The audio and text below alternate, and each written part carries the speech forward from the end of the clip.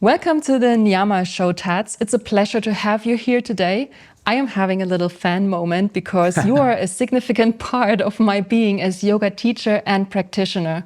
I know your music since the Wanderlust Festival in Munich in 2018 when you played for the yoga session with Young Ho Kim and Patrick Broom. And I am totally thrilled to have you here and share your work with other teachers and also yogis. First and important information, all links, socials, contacts, infos, and of course music we mention are in the show notes. And let's start. Let's do it. How are you, Tatsdin? Yeah, I'm doing great. I'm just finished up a tour, so I'm home with family, and we just had our holidays, and the holidays are continuing, and it's a lot of family time right now, and I'm going back into the studio, so it's a change of season. It's just a lot of good stuff. Yeah. That sounds amazing. I am curious. Can you share how you first became involved with yoga and what inspired you to blend it with your DJ career? Oh, wow. Okay. Well, I'll just share real quick. Yoga is something that I found fascinating even as a young child. So I come from Bangladesh. So, that part of the world, India, Bangladesh, like it's not like my family was doing yoga, but you knew about it, you had heard about it.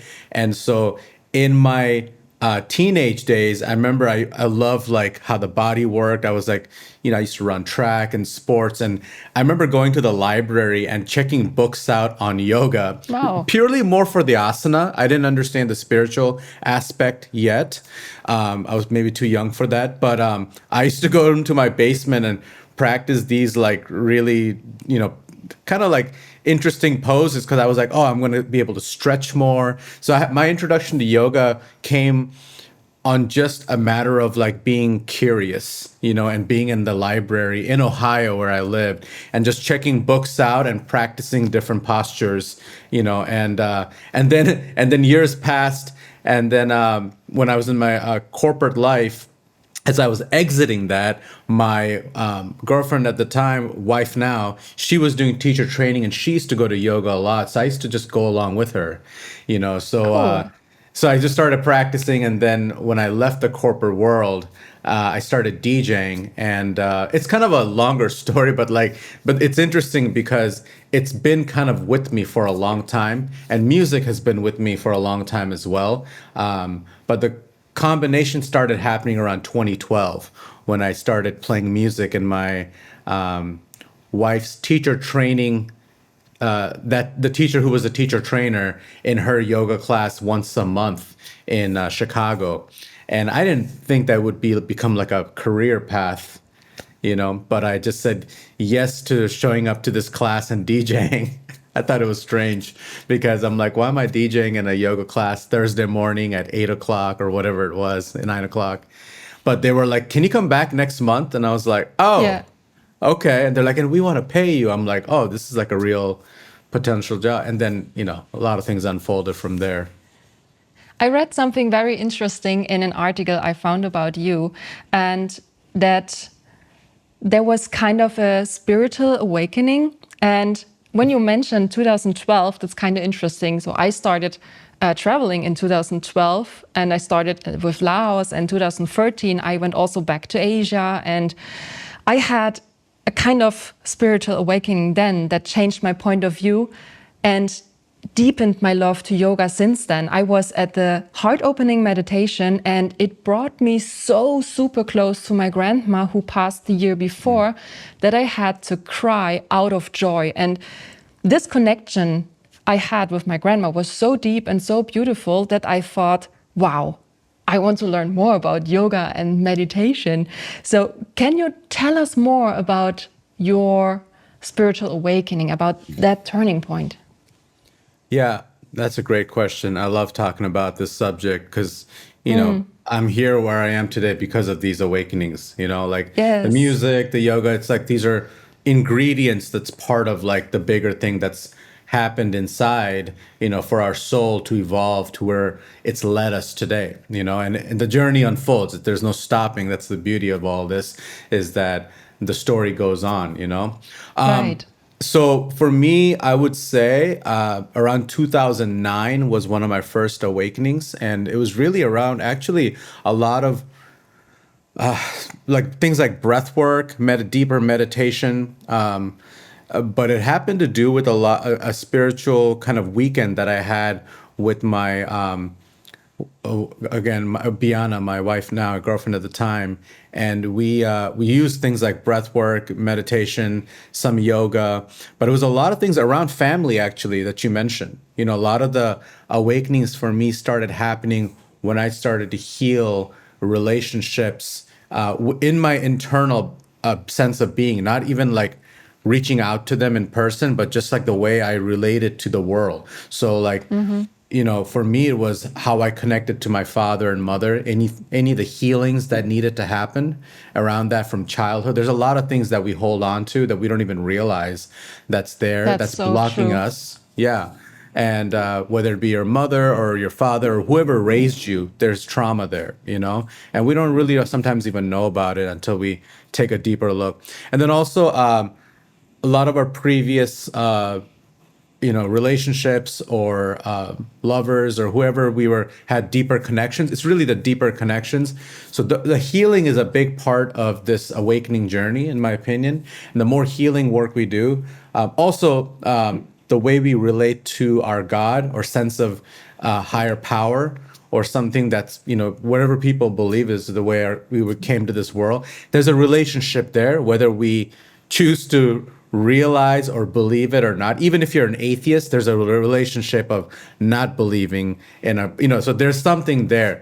So there's a healing potential for all of us to go through these things. And then there's other healings, of course. But for me, that's where it started. The spiritual awakening was when I started began to heal these relationships and how I connected to those around me. That's awesome. I can relate to that. When I started my yoga teacher training, before that, I enjoyed yoga. I enjoyed doing yoga, going into yoga classes and practiced. But kind of as you, I didn't really grab the yoga philosophy around it. It was more physical practice. But with the yoga teacher training, I learned so much about the yoga philosophy, and it when friends ask me about it, I tell them, yeah, it's kind of a self therapy because for the first time, you kind of get to know yourself and you go so deep within yourself that you, for the first time, start feeling yourself again. You understand yourself. You know what makes you happy. You know your connections, your relationships. You are aware what you speak. You are aware about good and bad energies in your life, and this is fantastic. This is fascinating. Yeah, absolutely. And I like how you said that, like, that is really this journey is know thyself. You know, that's the process. You know, I forget who it was. It was one of my teachers, and they were talking about like the best book you can ever read is your own book. You know, like your own process. And the more we look into it, there's so much depth in our story. No matter who you are, we all have our life story, but there's so much wisdom to like they say, peeling the onion layers. So the more we get to know ourselves, I think the deeper we actually have the ability to go and unravel what it is that wants to reveal to us in our journey. Because a lot of times you don't realize the big awakening. Sometimes even when it's happening, and you realize 4 years later, like, oh, that's why I Absolutely. experienced that, you know. So it's good to, I always love to audit my past and look at these moments, be like, oh yeah. And it's amazing because you can start reframing some things that were bad, or like, hey, this was so terrible at the time. You start reframing that, you know, in your sense of understanding of your story, you know, because it's all a And that's story the in our, thing, right? yeah. That's the thing. Don't put yourself in grief or negative thoughts. Just Yeah. take it, especially from the past, because you can't change it, and then work Yes. with it and go forward with it. This brings me to the next topic. As you're a DJ and we all love your music, Thank is you. that something you put into your music production? Or maybe can you walk us through your creative process when composing new yoga music? Sure. You know, I've been playing music my whole life. So my first main instrument has been been the piano. I started that back in fifth grade at like 1992. I used to just figure, I'm really into melodies, and I used to figure out songs from movies and cartoons. And my parents were like, we should put him into piano classes. And I was that child that like was obsessed with my instrument, and it was like music and art, these things. And for me, so that's always been there with me since childhood. And I never left it. I also started playing guitar and a lot of other instruments that I play, but piano is my main instrument. And thankfully, my parents took me to piano classes where they taught me piano theory. And because of that, I'm able to do what I can do now of writing music very easily, because I understand song arrangement. Like if you understand theory, you're unstoppable. Like you won't have blocks. You just understand how things work. Keys, chords. It's not just a technical thing. It's a very much understanding where music comes from, how it works together, the harmonics. The way I write music now is really whatever inspires me. I'm not stuck on like one certain sound. You use my music, you hear it changes a lot, which is a lot of my people who like my music, they appreciate that about me as an artist, that they can, I think I have like 1,000 songs out there or whatever. There's a lot of different vibes, energy, from the most ambient to like deep house and electronic EDM style. And I love that freedom, because I don't have a certain label that owns me or that's telling me that I have to create this or that. So I just create whatever I love, and I love a lot of styles. I just, I'm not making any metal music. I'm not making like per se country music, but other than that, like, and those are all great in their own world, but I make everything. And so I also listen to a lot of music. That's the thing. So for me, I'm always looking for inspiration. And so I'm listening, rather than, a lot of people say, oh, who are your artists you're listening to?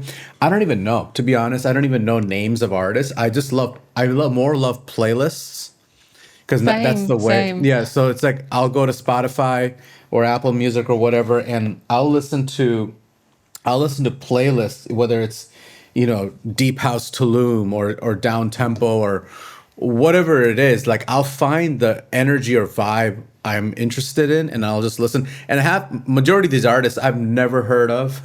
I don't know who they are, but it's great stuff out there. And then I'll find certain sounds or a certain vibe that I really love, and I'll emulate an energy, but I'll do it in my own style, And so it's very important to continue listening as an artist, in my opinion.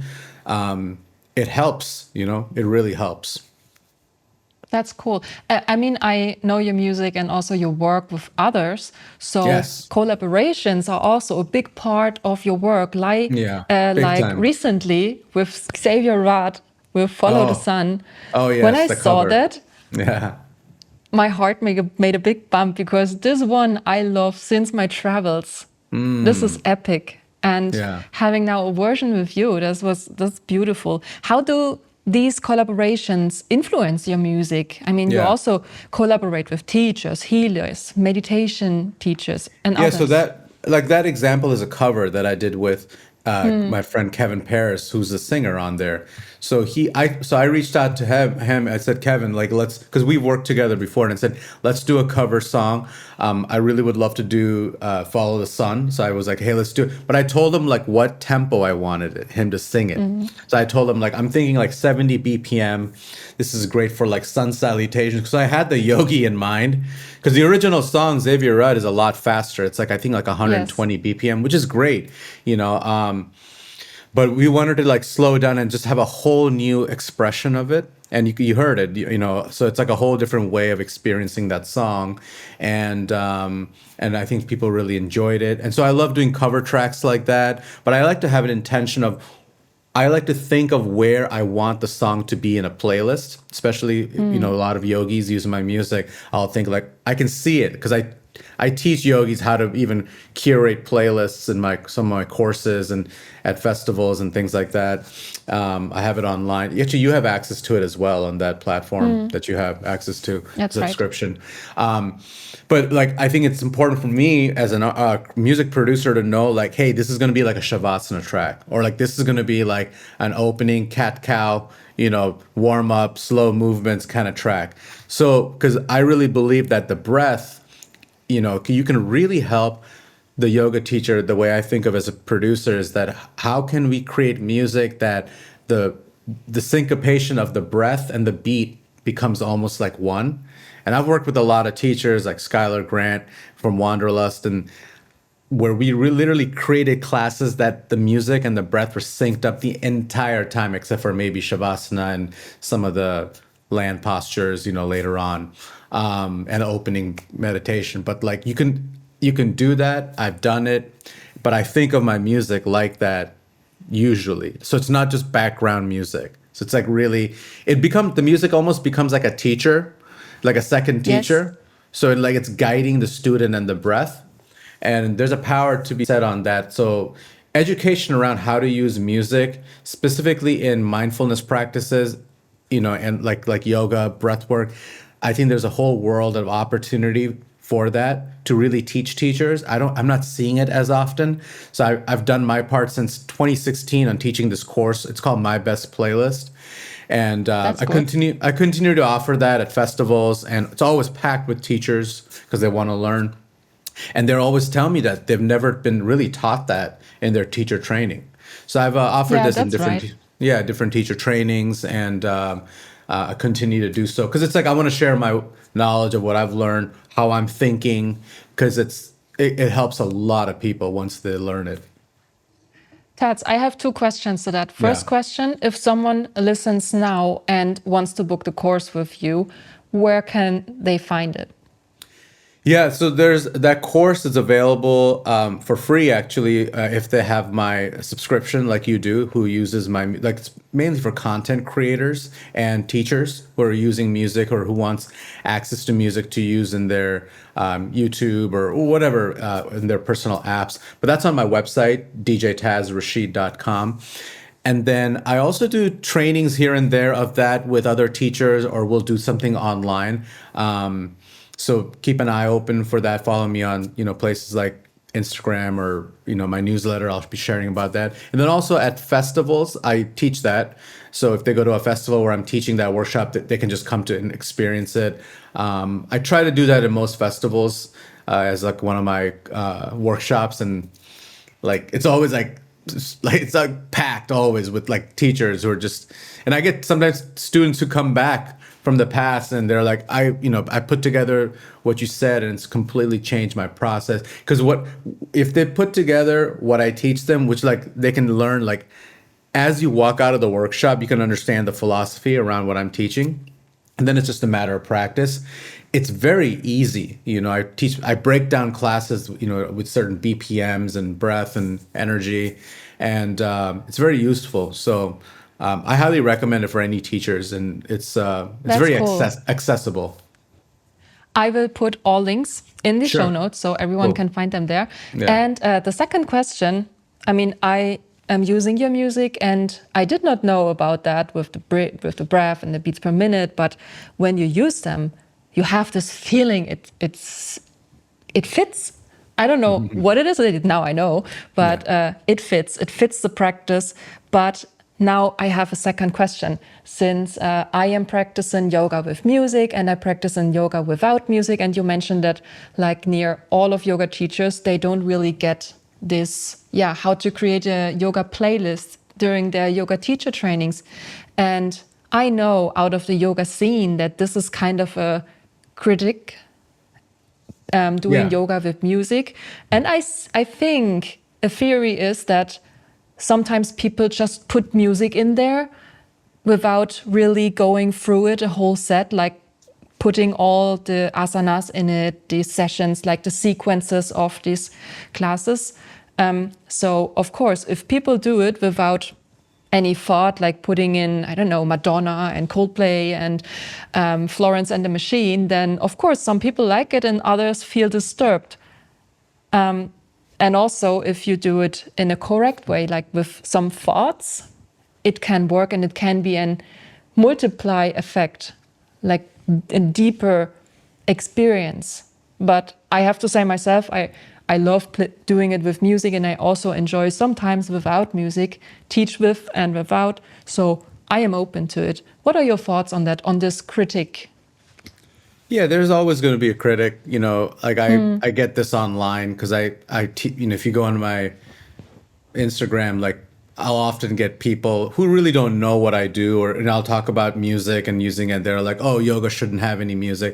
There's always going to be people like that, but this is what I say: look, there's no like ninth limb on of yoga. The Patanjali didn't say, oh, yoga and beats and you got to use music. Like, no, but like it's not, there's no rule that says that, but it is 2024 and people use music. I would say majority of people in the world use music. So here's what it comes down to. A lot of it is just plain ignorance of knowing not how to use the music properly. So they've never been taught. So their level of confidence is low on how to use music. It's all about education. If you don't know how to do something, you're either going to not do it well, or you're going to be skeptical about it, or you're just going to kind of like bash it or say that it's not good. But if you truly know how to use music, and because music is what? It's energy, it's frequency. And so it has the opportunity to uplift a whole, room of students, or, I play festivals where there's like 7,000 people in the class. So there's an energy that's happening. So I've seen this because I've done it. And the more you practice, you learn how to work with frequency, you're basically like a musical shaman in the moment. My whole goal is to uplift their spirit and soul to a level of ascension in their practice. And hopefully they walk away feeling more awakened. That's actually my mission. And that's how I'm doing what I'm doing, is to make it deep, then also the times fun, where it's soulful, it can be playful, it can be joyous, like all these things can be happening. But what I will say is that a teacher should completely understand why they're using music. Like, first of all, ask, like, wait, what's my intention with it? Well, all those bands you mentioned, like Coldplay, Madonna, Florence and the Machine, they're amazing musicians. I love all those artists. Yes. And I've actually played all of those artists in my DJ sets, but knowing when to play, especially when there's lyrics, is very important. If you're teaching, if you're very like, if you instruct a lot and you're teaching and there's Madonna singing in her voice, you're actually competing for the same register of energy and the words, and it becomes a distraction. That's when it becomes a distraction. You're like, you're trying to listen to Madonna or you're trying to listen to the teacher. It's a distraction. So yes. It doesn't have to be a distraction. So knowing when to use music with lyrics is very important. And then having a sense of intention of like what the flow will be. This is what I teach in my class. Is like, if you understand beats per minute, if you understand breath and flow, you can have the most epic classes where the music, it was like a cinematic journey, where the class felt like a movie, where the music just uplifted every movement. So these are my goals that I teach people. There's, again, you don't have to use it.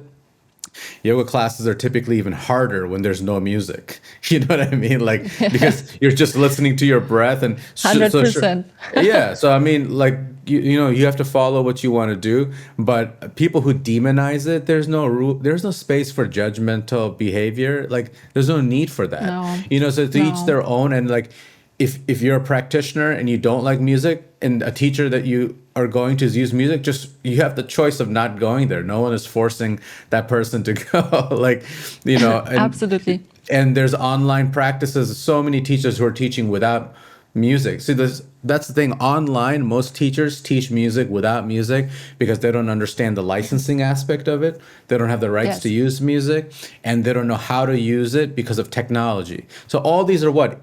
Like getting the rights, education, knowing how to get music with the rights, technology, more education. So usually people end up, well, I'll just use my voice and I won't use any music. It's the easier way. Okay, cool. But I've scored music probably like 1,000 different classes or more. I did probably 200-300 classes for Wanderlust when their first app came out back in 2000, like 17, 18. I was their main person that scored the music for all their classes. These were the most amazing yoga classes shot in like the most beautiful locations and mountains. And then I had the job of taking that class and scoring the music and adding it with the voice and making sure it looked amazing and it fit the scene, the thing. And you can go practice to these classes either on the Wanderlust app or the Commune app. And you can see what the quality was. But you can't just slap music on and hope it works. You have to really understand the energy of what's happening in the moment. So like, and I absolutely love doing that. I did that for my own app, which is Soul Groove Wellness, which I've done. There's over 200 classes on there. I personally sat there and worked on these classes, putting the music together with the sequences. And for me, it's just like it fills me up with joy to do that, because then later I practice to it and I can feel the energy flowing in the class with the instructions, with the movement, and it's the most gratifying feeling for a wellness practice. You said you want to uplift the people, you want to bring them some energy with your music, and I can also relate to that. I have a specific track, the Gold Flow track from the album Awakening the Truth. Yes. When I heard it, especially during my yoga teacher training in 2019, then I practiced to it Vinyasa flow and I experienced amazing feelings. It was so uplifting. I felt energized. I felt sexy. I felt human. I felt just alive in this moment, like super present. And this is amazing what your work can do. And how do you feel? I mean, is it like you play the music? You see, especially on festivals, you see all these practitioners. Isn't that an amazing feeling to be there and see that they have smiley faces and getting these goosebumps during the practice? Yeah, for me as a DJ, it's a spiritual experience when I'm doing it live with all the yogis practicing, breathing together, moving, shifting their energies, letting go of things that's not serving. It also depends on the teacher who's guiding the class as well. So it's like a team. It's a beautiful team effort. That's why I love working with so many different teachers, because they all bring different vibes and energies.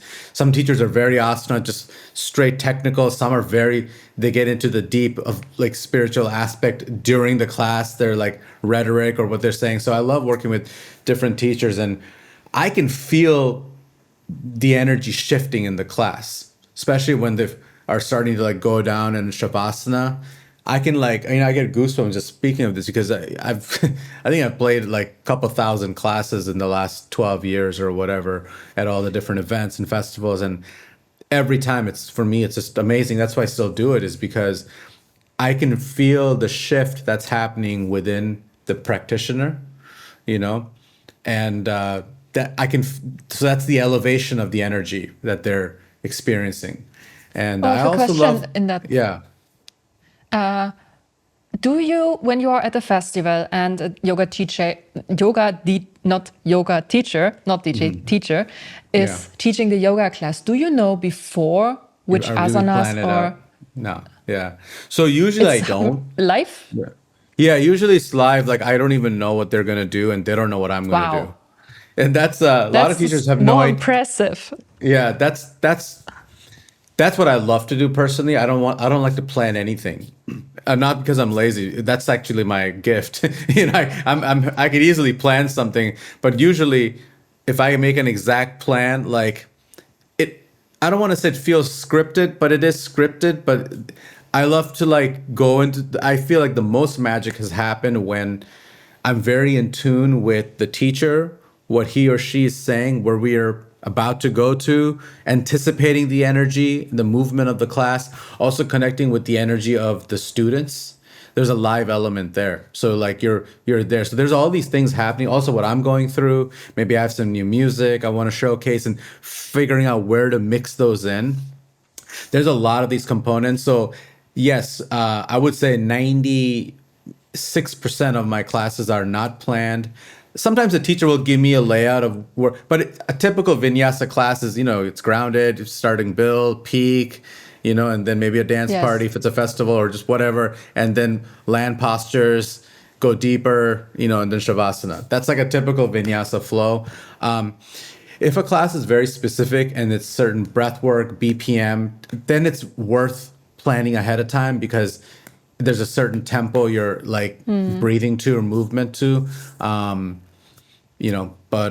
yeah, no, it's usually done all live in the moment. And it's people are like, did you guys plan that? Did you guys work it all out? I'm like, wow, we just met, an hour ago in person for the first time. I mean, that's amazing. That speaks for you and also for your passion, and also you're the master of your Yeah. art, of your DJ, of your music. Do you? Thank you. I was just going to add one thing. Other thing is like I also love to mix my energy with the teacher as well because I have so many different masks of music making. Like sometimes I'll make a song that's one style and then something that's like sounds kind of like disco house or whatever. I love to mix my energy with the teacher. So when I'm working with different, like I may know like one teacher, he loves like a lot of rock music. He comes from the background of 60s, 70s. So I'll play a lot of my covers of that style or my remixes. So I like to work with the teacher's energy to make them shine even more as well. And that's a fun thing. So like, I never have like, oh, I'm just going to do what I want to do. It's more like, who am I working with? It's like a relationship you're building in the moment. It's really a cool thing. It's an offering. Do you have a favorite song? I know you have more than 1,000 songs. Yes. But is there one song where you're like, okay, this gives me goosebumps. I listen to it all the time. Yeah, I mean, I don't really have any songs of mine that I personally listen to all the time, but like there's a lot of music like you said. But one of my more popular songs, Inspiration Drive, it's from like 2018. It's from the Live and Love album.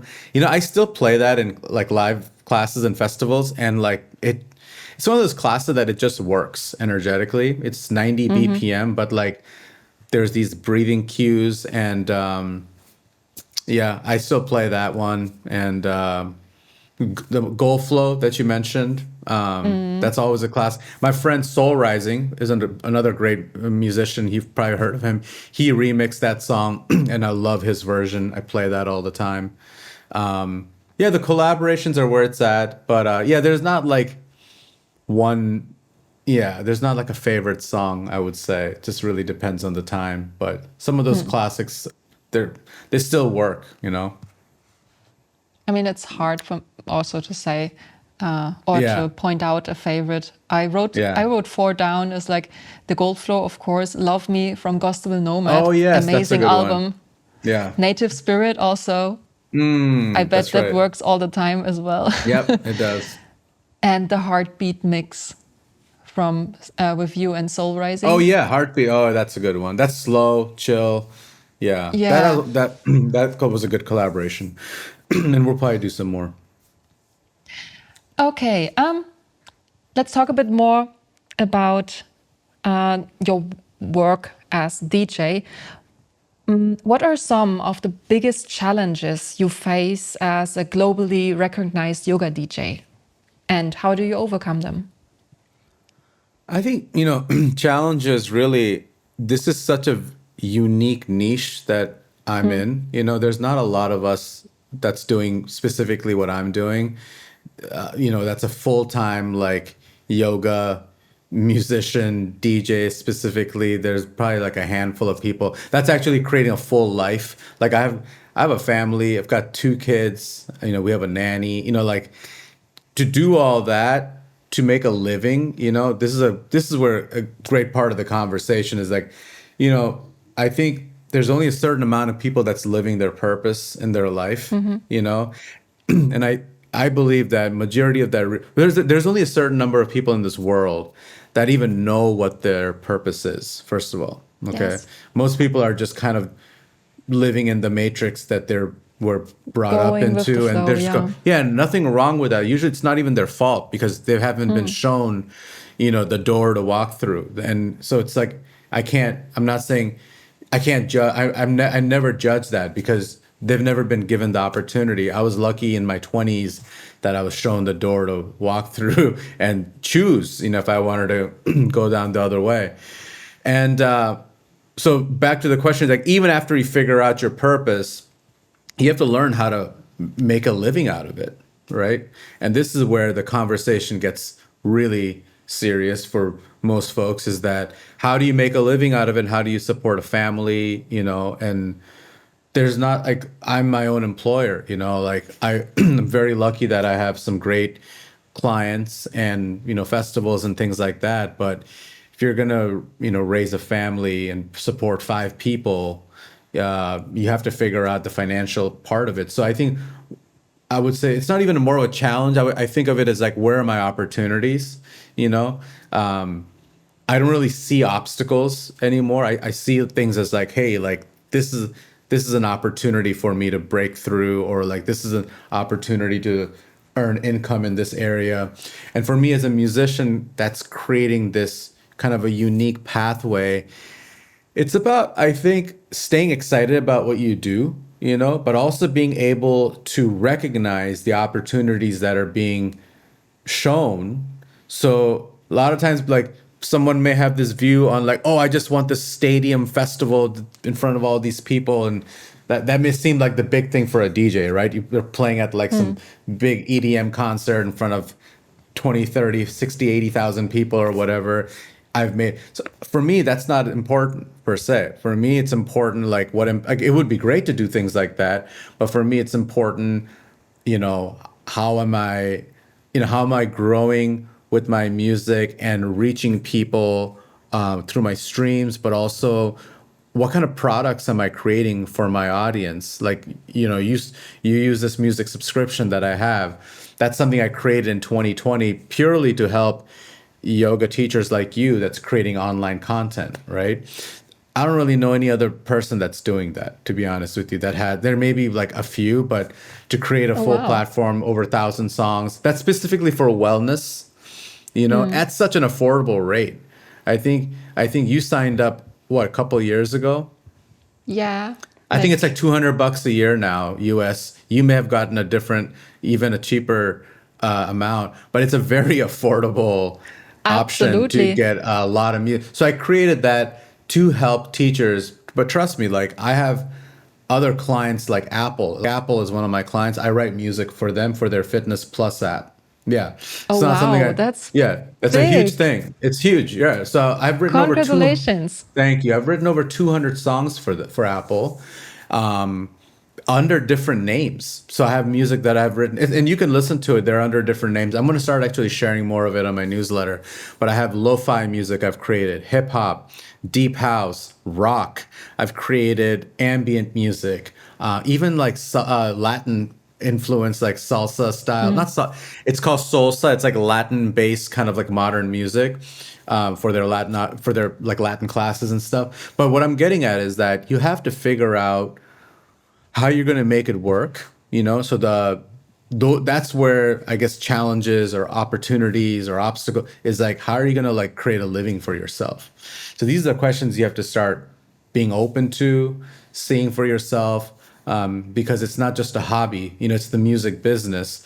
And in my opinion, the business side is 80%. It's like you have to be great at what you're doing, but that's only 20% in my opinion.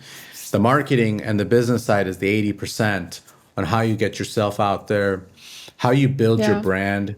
These are all very important things. You have a channel on YouTube, you know what I'm talking about. Like, how do you stick out? There's thousands and thousands, maybe millions of teachers out there on YouTube teaching classes and things like that. So it's about finding your audience, connecting with them, building value. That's right. I have a follow-up question for that. Yeah. Since we were talking about licenses, and I remember when I saw the opportunity to pay for a license using your music for my classes, for my videos, for my content, I was like, I didn't even think about it twice or 5 minutes. I was sure there is this possibility to support you as artists, and I can give something back to you. And for me, that was the right way to do it. But modern times, you use Spotify, I use Spotify. On there, and also Apple Music, the music is for free. And maybe this is a very personal question, but for you also as artist out of the music business, what is your feeling on yoga teachers using your music via Spotify or Apple Music for free instead through licenses? Yeah, to be honest, like I don't get upset about any situations like that. Really, like the only area that I would get upset about is if someone is using the music where there's a way to use it. Like if you're using it in your class and live in your studio, that's fine because it's really up to the studio to have a license. And even Spotify and Apple Music, I am earning streaming money on that. Where it gets not appropriate is if someone is downloading the songs, say on Apple or something, and then just putting it on their YouTube video or like their app. That's not a proper way. That's basically in a way that's not licensing. You're just stealing in a way. If you're Yes. so that's why like it's a very affordable way to do that. Like trust me, like companies like Apple and Peloton, these bigger companies, they are paying tens of thousands of dollars to different artists to use their music on their platform because it's so big. It goes out to millions of people. So I'm not charging fees like that to teachers because I understand that it's like yoga teachers, it's a struggle to like get it going. So that's why I created this back in 2020 when all the studios were shutting down. Yeah. That's my only area. Like I think if anyone's using my music on streaming platforms, go for it. But like once you start recording your classes, like for example, YouTube, like YouTube technically, like you're supposed to have the rights to the music, otherwise like if you just say, for example, put on a song that's like a U2 song or Coldplay, you won't be able to monetize your video because Yes. it won't be a bad mark, but it'll just become like they'll take the money from that video and send it to that U2 or whoever the original artist. So that's my only area is that like I've made a very simple way for actual content creators who may have an app or a platform where they're charging like a subscription or a fee, whatever it is. Just pay. And like I said, I'm not the only place. Like I'm doing it for the wellness audience, but there are other companies out there that license music, for commercials and things like that. You can find music there as well. But that's the So right way to do it for actual content that you're charging for. Yeah. Yeah, I'm sure also a lot of yoga teachers are listening right now. So if they now also get the opportunity or heard about it for the first time that they can get an affordable license from you, where can they go? Where can they find it? It's just on my website, djtazrashid.com. And there's really two simple options. There's one for an individual like you, and then there's one for a studio. Then that covers up to 10 teachers because there are a lot of online studios, online platforms. And if they get that, if they have 10 teachers under that studio or that brand, they can all use that, for that studio. And again, both are very affordable. And it was over 1,000 songs, and there's songs from me and then my collaborators, and then I also have music from two of my collaborators in their libraries. One is Songs of Eden and one is Momentology, and we have their full catalogs as well. It's a lot of music, and there's a lot of music on there that's actually not available on Spotify, Apple Music as well, specifically in the meditation music and yoga nidra music. And Yes. a lot of these use binaural beats, alpha, theta, very amazing tracks for different vibrational healing, guided meditations, and you won't find these anywhere else really. And they're all available on there. So again, all links Yeah. I put in the show notes, of course. But okay, let's wrap it up. Let's talk a little bit about the future and vision. I have 3 questions, and we can go through them very quickly. What upcoming projects do you have or collaborations? Do you have anything planned you'd like to share with us? Yeah, I'll just share a couple things. One is I just released an app this year called Soul Groove Wellness that I mentioned. So this is an app. It has over 20 teachers. it's really remarkable. This app is all around wellness practices with music, obviously. So it's my music and my collaborators' music. And so folks that love breath work, yoga classes, meditation, guided journeys, prayer, affirmative meditation, all these are on there. Like I said, over 200 classes, over 20 teachers, and more will be added on there. And so that's called Soul Groove Wellness. It's available now in the App Store or the Google Store. And, it's a subscription-based thing. It's like, I think like $15 a month or something, but you get access to all this. You can have downloaded version. The other cool thing is all the music that I used in these videos on this app, this year, I'm going to actually make just those those mixes available on this app. So if you're a teacher, you can go on this app and you'll have like over 100 different mixes to just hit play, and it's already created for you. Wow. And with different, so there'll be different. So there's some cool things in that project that I want to build out, because a lot of teachers reached out. They're like, I love the app, but I was wondering, like, could we just get the music so we can use it in our things? I'm like, there's a way maybe I could do that. So that's kind of coming up. And then also I want to say, collaborations wise, there's a musician and amazing yoga teacher named MC Yogi. Maybe you've heard of him. Oh, I know him. So him and I started a project called Supersonic Yoga, and he's teaching, he's singing. We're calling these yoga concerts, and we just did a tour in Florida, 6 shows. It was a super hit. So we're going to continue that collaboration into 2025 and onward.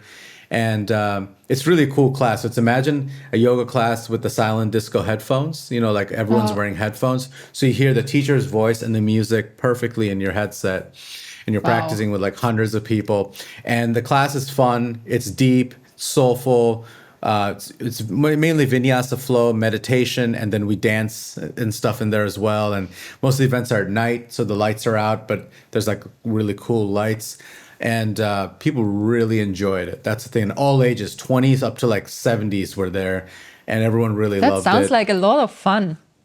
You would love it, yeah. And we'll come to Europe at some point, but right now we're just building it, and everything needs to be built properly, is what I've seen. Instead of just going out there and running, you could do that, but we've been out there for a while, so we want to build this in a way where it's very economical, because we're doing this ourselves. Tours are very expensive. You have to rent venues, fly people out. And this time we're doing that for ourselves. So we have to pay for all that ourselves, because we're producing the event. So you can, in order to do these tours, in our opinion, like, you got to have proper sponsors, vendors, supporters, so you can cover all these costs and make it economical for everyone who's involved. And so we want to continue building here in Florida.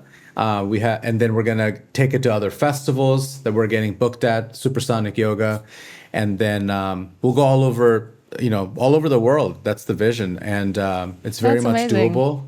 But we're building our template right now. So it's MC Yogi, myself. It's called Supersonic Yoga. It's just right now, it's just the two of us, and we want to keep it that way. And we'll, depending on where we are going locally, we may work with some local folks. But the event is like 3 hours, and then the next day we'll have like a deepening, longer session, like maybe 6-7 hours, where we do more question answer, lecture, and like longer classes. So that sounds so amazing.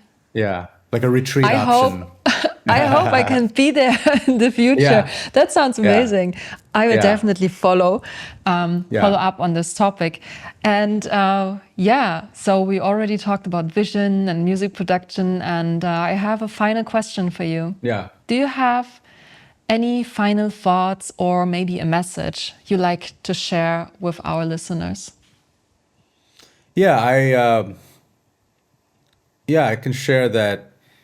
This is something very important in my life, is that, we all as human beings, we're spiritual beings having this human experience, and what I can share from what I've learned is that life on this earth is rather short when you look at our soul's like expansion. So we're here for like 60, 70, maybe 80 years or whatever it is.